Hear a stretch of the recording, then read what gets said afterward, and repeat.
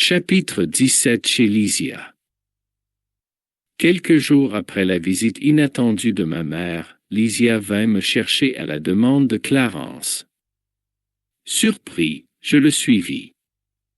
Reçu aimablement par le magnanime bienfaiteur, j'attendis ses ordres avec grand plaisir. Mon ami, me dit-il avec gentillesse, dorénavant, tu es autorisé à aller observer les divers secteurs de nos services, à l'exception des ministères de nature supérieure. Henri de Lune a jugé ton traitement terminé la semaine dernière, de sorte qu'il est maintenant juste que tu profites de ton temps pour observer et apprendre. Je regardais Lysia comme un frère avec qui partager ma joie inexprimable en cet instant. L'infirmier échangea avec moi un regard empreint d'une joie intense. Je n'en tenais plus de contentement. C'était le début d'une vie nouvelle. D'une certaine manière, je pourrais travailler en fréquentant différentes écoles. Clarence, qui semblait percevoir mon intraduisible bonheur, ajouta. Comme il n'est plus nécessaire que tu demeures en permanence dans ce complexe hospitalier, j'examinerai attentivement la possibilité de te reloger dans un nouveau milieu. Je consulterai quelques-unes de nos institutions. Lysia lui coupa la parole. Si c'est possible, s'exclama-t-il, j'apprécierais l'accueillir dans notre maison tant que durera sa période d'observation. Ma mère l'Y traitera comme un fils. Je fixai le visiteur, transporté de joie. Pour sa part, Clarence lui adressa un regard approbateur et murmura. Très bien, Lysia. Jésus se réjouit avec nous chaque fois que nous accueillons un ami en notre cœur. Je sautai dans les bras du serviable infirmier sans pouvoir exprimer ma reconnaissance. Parfois, la joie nous émeut. Garde ce document avec toi, me dit attentivement le ministre de l'Assistance en me remettant un petit carnet. Grâce à lui, tu pourras entrer au ministère de la Régénération, de l'Assistance, de la Communication et de l'Orientation pendant toute une année. Après cette période, nous verrons ce qu'il sera possible de faire à l'égard de tes désirs. Instruis-toi, mon ami. Ne perds pas de temps.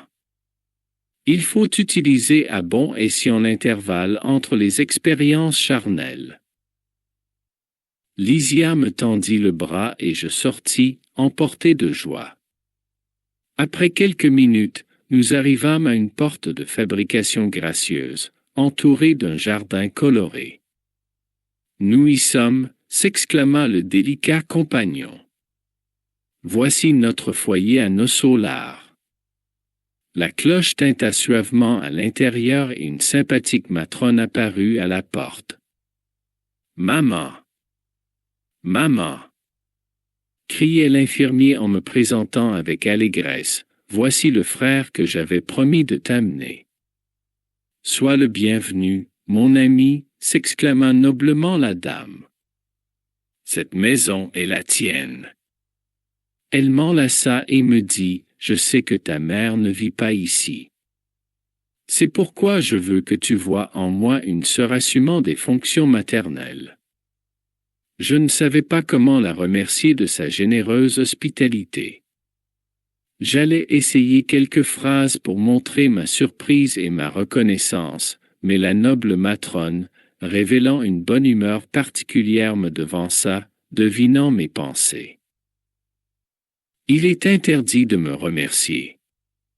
Ne le fais pas. Tu m'obligerais à me souvenir soudainement des phrases conventionnelles que l'on utilise sur la terre. Nous riâmes tous et je murmurai, ému, que le Seigneur vous transmette mes remerciements sous la forme de bénédictions renouvelées de joie et de paix. Nous entrâmes. L'ambiance était simple et accueillante. Les meubles étaient presque identiques à ceux de la terre. Les objets comportaient en général de petites différences. Des cadres d'une grande signification spirituelle ornaient les murs et dans le salon trônait un piano de grande dimension sur lequel reposait une grande harpe aux lignes nobles et délicates. Constatant ma curiosité, Lysia prit la parole, réjouie. Comme tu le vois, on ne rencontre pas, après le tombeau, les anges qui jouent de la harpe, mais nous avons ici une harpe qui nous attend. Oh! Lysia! Intervint sa mère, affectueusement, n'ironise pas ainsi. Tu ne te rappelles pas comment le ministère de l'Union divine a reçu le personnel de l'élévation l'an dernier quand des ambassadeurs de l'harmonie sont passés par ici? Si, maman. Je voulais simplement dire que les harpistes existent et que nous devons créer une ouïe spirituelle pour les entendre en nous efforçant d'apprendre les choses divines. Des suites des présentations de mise en ce qui concernait ma provenance, j'appris que la famille de Lysia avait vécu dans une vieille ville de l'État de Rio de Janeiro, que sa mère s'appelait Laura et que 2 de ses sœurs S, Yolande et Judith, habitaient avec eux à la maison. Il régnait dans la maison une douce et réconfortante intimité. Je n'arrivais pas à camoufler mon contentement et ma grande joie. J'étais tout excité de ce premier contact avec une structure domestique de la colonie. Cette hospitalité, empreinte de tendresse, m'émouvait profondément. Devant l'avalanche de mes questions, Yolande m'exhiba des livres merveilleux. Constatant mon intérêt, la maîtresse de la maison m'informa.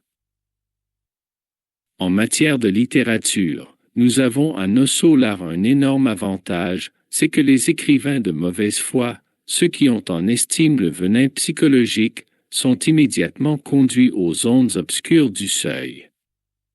Ils ne peuvent pas s'équilibrer par ici, pas même au ministère de la Régénération, aussi longtemps qu'ils demeurent dans cet état d'âme.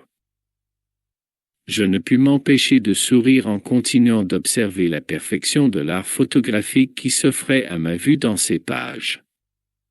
Lysia m'appela ensuite pour me faire visiter quelques pièces de la maison, me laissant dans la salle de bain dont les intéressantes installations m'émerveillèrent. J'étais encore sous le coup de l'admiration lorsque Laura nous invita pour la prière. Nous nous assîmes silencieux autour de la grande table. Un grand appareil fut allumé et une musique suave se fit entendre. C'était l'heure des louanges du crépuscule. Au fond surgit le même tableau prodigieux du gouvernement que je ne me lassais jamais de contempler tous les soirs au complexe hospitalier. Cette fois, cependant, je me sentais dominé par une profonde et mystérieuse joie. Et quand le cœur bleu se profila au loin, je sentis que mon âme s'agenouillait en son temple intérieur, transporté de bonheur et de reconnaissance.